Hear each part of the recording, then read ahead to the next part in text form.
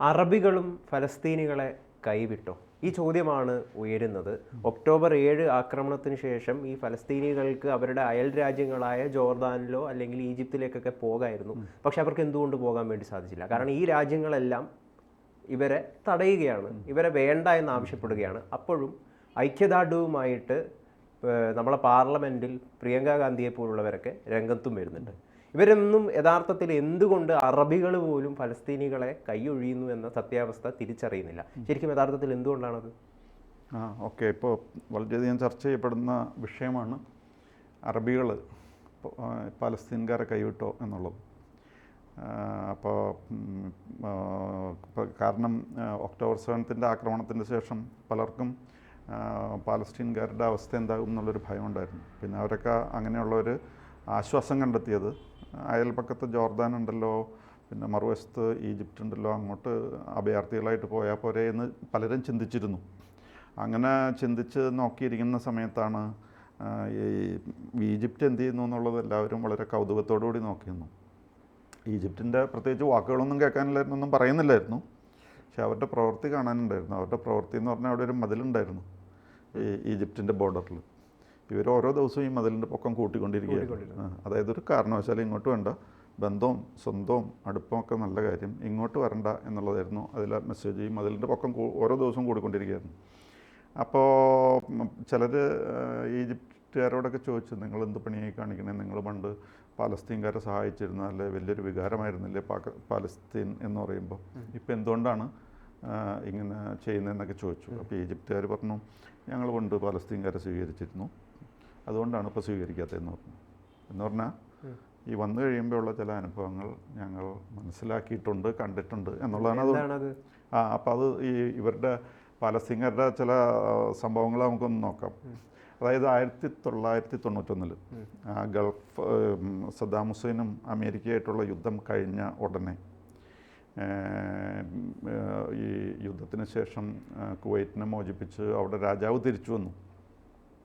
രാജാവ് തിരിച്ചു വന്നപ്പോൾ ചെയ്ത നടപടി എന്താണെന്ന് വെച്ച് കഴിഞ്ഞാൽ, അവിടെയുള്ള 3 ലക്ഷം പാലസ്തീൻകാരോട് ഉടനെ സ്ഥലം വിട്ടോളണമെന്ന് പറഞ്ഞു. അപ്പോൾ അറബികളുടെ ഒരു ദൗത്യം പോലെ, അറബികൾ ഏറ്റവും കൂടുതൽ രക്തം ചൊരിഞ്ഞിരിക്കുന്നത് ഈ പാലസ്തീന് വേണ്ടിയിട്ടാണ്. 67 യുദ്ധം, അതിനു മുമ്പ് 48 യുദ്ധം, പിന്നെ 73 യുദ്ധം, അങ്ങനെ ഒരുപാട് യുദ്ധങ്ങൾ നടത്തി ജീവൻ നഷ്ടപ്പെട്ടിട്ടുണ്ട്, രക്തം ചൊരിഞ്ഞിട്ടുണ്ട്. അവരുടെ ഭൂമി ഈ 67 വാറിലാണെങ്കിൽ ഇസ്രായേലിന് അതുവരെ ഉണ്ടായിരുന്നതിൻ്റെ 3 ഇരട്ടി ഭൂമി അറബികളുടെ പിടിച്ചെടുത്തായിരുന്നു ഇസ്രായേൽ. അപ്പോൾ ഈ രീതിയിൽ ധനനഷ്ടമെന്നോ ഭൂമി നഷ്ടമെന്നോ മാനഹാനിയെന്നോ രക്തച്ചൊരിച്ചിലെന്നോ ജീവഹാനി എല്ലാം അറബികൾ സഹിച്ചിട്ടുണ്ട്. എന്നിട്ട് എന്തുകൊണ്ട് ഇങ്ങനെ ചെയ്യുന്നു? 1991 യുദ്ധത്തിന് ശേഷം ഉടനെ 3 ലക്ഷം പാലസ്തീൻകാരെ കുവൈറ്റ് എന്തുകൊണ്ട് പുറത്താക്കുന്നു? ആ 3 ലക്ഷം എന്ന് പറഞ്ഞാൽ അന്നത്തെ കണക്കനുസരിച്ച് 18% ഓഫ് ദി പോപ്പുലേഷനാണ്. കുവൈറ്റ് എന്ന് പറഞ്ഞാൽ ഒരു ചെറിയ അപ്പോൾ കുവൈറ്റിൽ നിന്നും 3 ലക്ഷം. അപ്പോൾ ഈ 3 ലക്ഷം പേരെ പുറത്താക്കാനുള്ള കാരണം എന്താണെന്ന് വെച്ച് കഴിഞ്ഞാൽ, കുവൈറ്റിലെ രാജാവിൻ്റെ ഒരു ഔദാര്യം കൊണ്ടാണ് ഇവർ അവിടെ താമസിപ്പിച്ചിരുന്നത്. അഭയാർത്ഥികളായിട്ട് ഭക്ഷണവും വെള്ളവും മറ്റ് കുടിക്കാനും തിന്നാനും കിടക്കാനും ഒക്കെ കൊടുത്തിരുന്നത്. പക്ഷേ ഇവരെന്താ ചെയ്തതെന്ന് വെച്ച് കഴിഞ്ഞാൽ, ഈ സദ്ദാം ഹുസൈൻ ഇറാനായിട്ട് യുദ്ധം ചെയ്തിരുന്നല്ലോ, 7 കൊല്ലം 8 കൊല്ലമായിട്ട് നിന്നിരുന്നു. ആ യുദ്ധം കഴിഞ്ഞപ്പോൾ he emerged as the strong man of the Middle East Saddam Hussein. അപ്പോൾ ഈ പാലസ്തീൻകാർ ചെയ്ത് എന്താണെന്ന് വെച്ച് കഴിഞ്ഞാൽ, അവരുടെ സിമ്പതി അങ്ങോട്ട് കാണിക്കാൻ തുടങ്ങി. അത് ഈ സദ്ദാം ഹുസൈൻ അങ്ങനെ ഇനി ഇറാനുമായിട്ട് ഇത്രയും പിടിച്ചു നിന്ന ആൾക്ക് ഇനി ഇവിടെ ഇസ്രായേലിനെ വേണമെങ്കിൽ തോൽപ്പിക്കാൻ, നമ്മളെ രക്ഷപ്പെടുത്തും സദ്ദാം ഹുസൈൻ എന്നുള്ള കാഴ്ചപ്പാടായിരുന്നു. അപ്പോൾ സദ്ദാം ഹുസൈൻ്റെ എല്ലാ പ്രഖ്യാപനങ്ങൾക്കും നന്ദി പറയാൻ തുടങ്ങി. അത് മാത്രമല്ല, ഈ യുദ്ധം നടക്കുന്ന സമയത്ത് ഇവർ സദ്ദാം ഹുസൈന് സപ്പോർട്ട് പറയാൻ തുടങ്ങി. കുവൈറ്റ് പിടിച്ചെടുത്ത് രാജാവ് ജീവനം കൊണ്ട് ഓടി സൗദിയിലേക്ക്. ആ സമയത്താണ് സദ്ദാം ഹുസൈന് സപ്പോർട്ട് പറയായിരുന്നു പാലസ്തീൻകാർ. മാത്രമല്ല, സദ്ദാം ഹുസൈൻ ഇസ്രായേലിനെ യുദ്ധത്തിലേക്ക് വലിച്ച് ഇഴയ്ക്കാൻ വേണ്ടിയിട്ട് റോക്കറ്റ് വിടുമായിരുന്നു ഇസ്രായേലിലേക്ക്. അവർ വിടുന്ന കൂട്ടത്തിൽ ഇവിടെ പാലസ്തീൻകാരും വിടാൻ തുടങ്ങി കുവൈറ്റിൽ നിന്ന്. കുവൈറ്റിനെ മോചിപ്പിക്കാനായിട്ട് ബാക്കിയുള്ളവർ ശ്രമിക്കുന്നതിൻ്റെ ഇടയ്ക്ക് ഇവർ ചെയ്തിരുന്ന പണി ഇതാണ്. അപ്പോൾ രാജാവിന് മനസ്സിലായി, ഇവരുടെ സിമ്പതി നമ്മളോടല്ല, ഇവിടെ താമസിപ്പിച്ചതുകൊണ്ടോ ഭക്ഷണം കൊടുത്തുകൊണ്ടോ ഒന്നും ഒരു കാര്യമില്ല. അതുകൊണ്ടാണ് 1991 ഇവരെ അവിടെ നിന്നും അടിച്ച് 3 ലക്ഷം പേരെ ഒറ്റയടിക്ക് പുറത്താക്കി കളഞ്ഞു. അതായത് അഭയാർത്ഥികളായിട്ട് ഇവരെ നമ്മൾ സ്വീകരിച്ചു കഴിഞ്ഞ് കഴിഞ്ഞാൽ വൈകാതെ തന്നെ ഇവർ നമ്മൾക്കെതിരെ തന്നെ തിരിയും എന്നുള്ളൊരു സത്യാവസ്ഥ കുവൈറ്റിന് മനസ്സിലായി. അതിനു മുമ്പ് കുറേ അധികം പേരെ ഈ പാലസ്തീൻകാരെ താമസിപ്പിച്ചിരുന്ന ഒരു രാജ്യമുണ്ട്, ജോർദാൻ. ജോർദാനിലെ രാജാവ് കിങ് അബ്ദുള്ള മറ്റായിരുന്നു. അദ്ദേഹം ഇവരെ കൊണ്ടുവന്ന് താമസിപ്പിച്ച് കഴിഞ്ഞപ്പോൾ ഇവർക്ക് പൊതുവിൽ അറബികൾക്ക് അന്നത്തെ കാലത്തെന്ന് പറഞ്ഞു കഴിഞ്ഞാൽ ഇസ്രായേലിനോട് ഭയങ്കര ശത്രുതയാണ്, ബദ്ധശത്രുതയാണ്. അപ്പോൾ ഈ വരുന്ന പാലസ്തീൻകാർ അവിടെ അഭയാർത്ഥികളായിട്ട് വരുന്നവർ ഏത് നിമിഷവും ഇസ്രായേലായിട്ട് യുദ്ധം ചെയ്യാൻ തയ്യാറാണ്. അപ്പോൾ അവരുടെ ഒരു പാരലൽ ആർമി പോലെ ഉണ്ട് ഈ ജോർദൻ്റെ ആർമിയായിട്ട് യോജിച്ച് എന്തും ചെയ്യാനായിട്ട്. പക്ഷേ എന്ത് പറ്റിയെന്ന് പറഞ്ഞാൽ 67-ൽ 6 ഡേ വാർ നടന്നു. 6 ഡേ വാർ നടന്നു കഴിഞ്ഞപ്പോൾ ഈ പറയുന്ന ജോർദാനിൽ അബ്ദുള്ള രാജാവ് തോറ്റുപോയി. അപ്പോൾ ഇവർ അബ്ദുള്ള രാജാവിനെ പുറത്താക്കണമെന്ന് പറഞ്ഞു. ഈ അബ്ദുള്ള രാജാവ് തോറ്റെന്ന് പറഞ്ഞാൽ അബ്ദുള്ള രാജാവല്ല, അറബികളാണ് തോറ്റത്. 5-6 രാജ്യങ്ങൾ ഒരുമിച്ച് ഇസ്രായേലിനെ ആക്രമിച്ചിട്ട് അവർ നിലംപരിശായിപ്പോയി. അപ്പോൾ ആ കൂട്ടത്തിൽ ഈ കിങ് അബ്ദുള്ള അല്ലെങ്കിൽ ജോർദാൻ ഉണ്ടായിരുന്നു മാത്രമേ ഉള്ളൂ, അല്ലാതെ അവർ പോയിട്ട് തോറ്റതല്ല. ഇവർ എന്ത് ചെയ്തെന്ന് പറഞ്ഞു കഴിഞ്ഞാൽ ഈ കിങ് അബ്ദുള്ളേനെ മാറ്റണമെന്നും പറഞ്ഞ് പ്രക്ഷോഭം നടത്താൻ തുടങ്ങി. ഇത് അദ്ദേഹത്തിൻ്റെ ചിലവിൽ അവിടെ കഴിഞ്ഞിട്ട്. അതിനുശേഷം എന്ത് ചെയ്തു എന്ന് പറഞ്ഞു കഴിഞ്ഞാൽ അവിടെ Marxist Leninist Popular Front for the Liberation of Palestine എന്ന് പറഞ്ഞൊരു സംഘടനയൊക്കെ ഉണ്ടാക്കി. അത് മാത്രമല്ല ഇവരുടെ ഒരു പാരലൽ ആർമി പോലെ ഉണ്ടായിരുന്നു. അപ്പോൾ ഇവരെന്താ ചെയ്യണമെന്ന് വെച്ച് കഴിഞ്ഞാൽ എല്ലായിടത്തും പോയി പണം പിരിക്കാൻ തുടങ്ങി. എല്ലായിടത്തും പോയി പണം പിരിക്കുമ്പോൾ എന്താ കാരണം എന്ന് ചോദിച്ചാൽ ഇസ്രായേലിൽ നിന്ന് മോചനം എന്ന് പറയുന്നത് ഒരു സീക്രഡ് ആയിട്ടുള്ള കോസാണ്, അതിനുവേണ്ടിയാണ് ഞങ്ങൾ പണം പിടിക്കുന്നത്, എവിടെ പണം കിട്ടിയാലും ഞങ്ങൾ പിടിച്ചെടുക്കുമെന്ന് പറഞ്ഞു. അപ്പോൾ അമ്മാനിൽ ഈ ക്യാപിറ്റലിലൊന്നും ആൾക്കാർക്ക് ജീവിക്കാൻ പറ്റാത്ത കണ്ടീഷനായി. ഇവരുടെ ആർമി മിലീഷ്യ ഇങ്ങനെ നടന്ന് തോക്കും കൊണ്ട് നടക്കുകയാണ്, എല്ലാ പണികളും ചെയ്യാണ്. അതുകൊണ്ടും തീർന്നില്ല.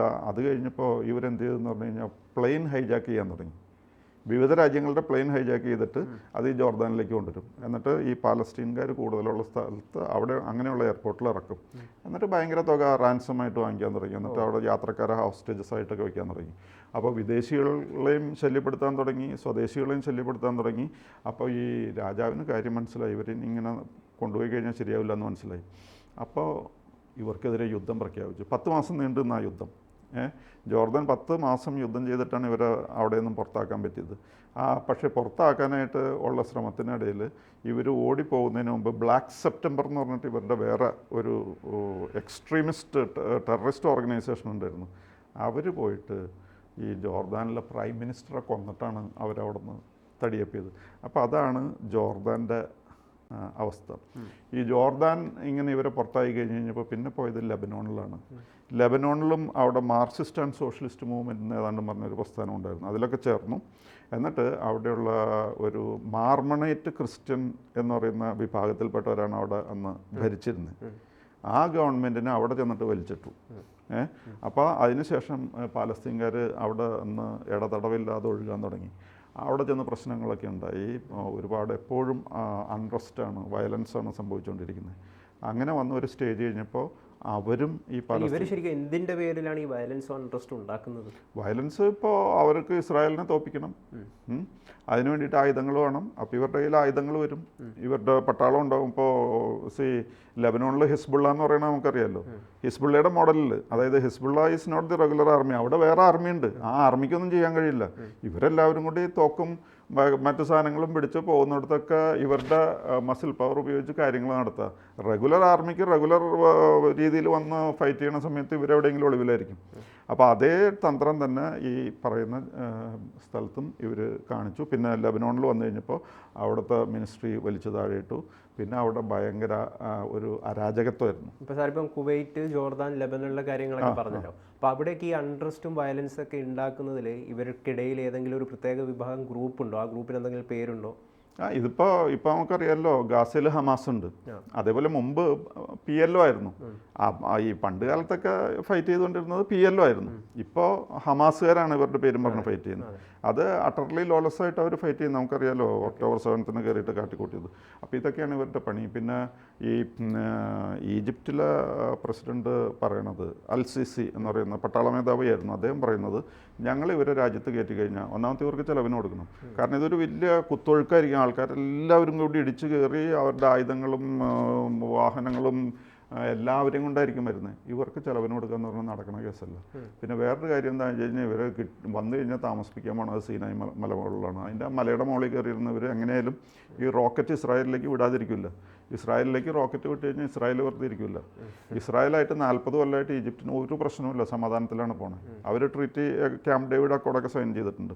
അപ്പോൾ ഇനി ഇവർ വന്നു കഴിഞ്ഞാൽ ഇവിടുന്ന് റോക്കറ്റ് വിട്ടുകൊണ്ടിരിക്കും. പിന്നെ അവരിങ്ങോട്ട് ആക്രമിക്കാൻ തുടങ്ങും. അപ്പോൾ ഇവിടെ സമാധാനം ഉണ്ടാവില്ല. മാത്രമല്ല ഇപ്പോൾ ഈജിപ്റ്റ് എന്ന് പറഞ്ഞ പട്ടാളം ആണ് പ്രാക്ടിക്കലി ഭരിക്കുന്നത്. ഇലക്ഷനൊക്കെ പേരിന് പറഞ്ഞാൽ നടത്തും. വളരെ സമാധാനമായിട്ട് ഒരു പ്രശ്നമില്ലാതെ പോകുന്നുണ്ട്. ആ അന്തരീക്ഷം ഇവർ വന്നാൽ തീരും. അതുകൊണ്ടാണ് നമുക്ക് ഓക്കെ ഗുഡ് ബൈ എന്ന് പറഞ്ഞ്. അപ്പം അറേബ്യൻ സമൂഹത്തിന് ഫലസ്തീനികളെ വേണ്ട, അവരെ ശരിക്കും പറഞ്ഞ ഒരു വലിയ ഭീഷണിയായിട്ടാണ് ഇവരെല്ലാവരും കാണുന്നത്. അറേബ്യൻ സമൂഹം പാലസ്തീൻകാരെ സ്നേഹിക്കാൻ തയ്യാറാണ്, but from A safe distance. ഒരു ദൂരം പാലിച്ചിട്ടുള്ള സ്നേഹം മതി. ഇവിടെ അടുത്ത് വന്ന് കൂടെ കൂടിയിട്ടുള്ള സ്നേഹം വേണ്ട. ഇപ്പോൾ ഒരു വാർത്തയൊക്കെ പുറത്തു വരുന്നത് ഖത്തർ ആസ്ഥാനമായിട്ട് പ്രവർത്തിക്കുന്ന അൽ ജസീറ പോലുള്ള ചാനലുകൾക്ക് ഫലസ്തീനിൽ ഉപരോധം ഏർപ്പെടുത്തിയിട്ടൊക്കെയുണ്ട്. അവരുടെ ആഭ്യന്തര കാര്യങ്ങളൊക്കെ ഈ ചാനലിലൂടെ പുറത്തു വരുന്നു എന്ന് കാണിച്ചുകൊണ്ടാണ് ആ കാര്യങ്ങളൊക്കെ ഉണ്ടാക്കിയിരിക്കുന്നത്. ഏതായാലും നമുക്കറിയാം, ഈ ഫലസ്തീൻ ബാഗുമായിട്ട് പാർലമെൻറ്റിൽ പ്രിയങ്ക ഗാന്ധി എത്തിയത് വലിയ രീതിയിലുള്ള വിവാദങ്ങളൊക്കെ ആയി തീർന്നിട്ടുണ്ടായിരുന്നു. എന്തായാലും പ്രിയങ്ക ഗാന്ധിയും മറ്റ് ഇടത് അനുകൂലികൾ, പാലസ്തീൻ ഐക്യദാർഢ്യം പ്രഖ്യാപിക്കുന്ന ഇടതുകാരൊക്കെ ഈ സത്യാവസ്ഥ, എന്തുകൊണ്ട് ഫലസ്തീനികളെ മറ്റ് രാജ്യങ്ങൾ, ഈ അറേബ്യൻ സമൂഹം പോലും ഈജിപ്തും ജോർദാനും ലെബനനും പോലുള്ള സ്ഥലങ്ങളൊക്കെ ഒഴിവാക്കി എന്ന സത്യാവസ്ഥ തിരിച്ചറിയുന്നില്ല എന്നുള്ളതൊരു വസ്തുതയാണ്. അത് മറന്നുകൊണ്ടാണ് യഥാർത്ഥത്തിൽ ഈ ഫലസ്തീൻ ഐക്യദാർഢ്യവും സ്നേഹങ്ങളും ഒക്കെ വലിയ രീതിയിൽ നടക്കുന്നത്.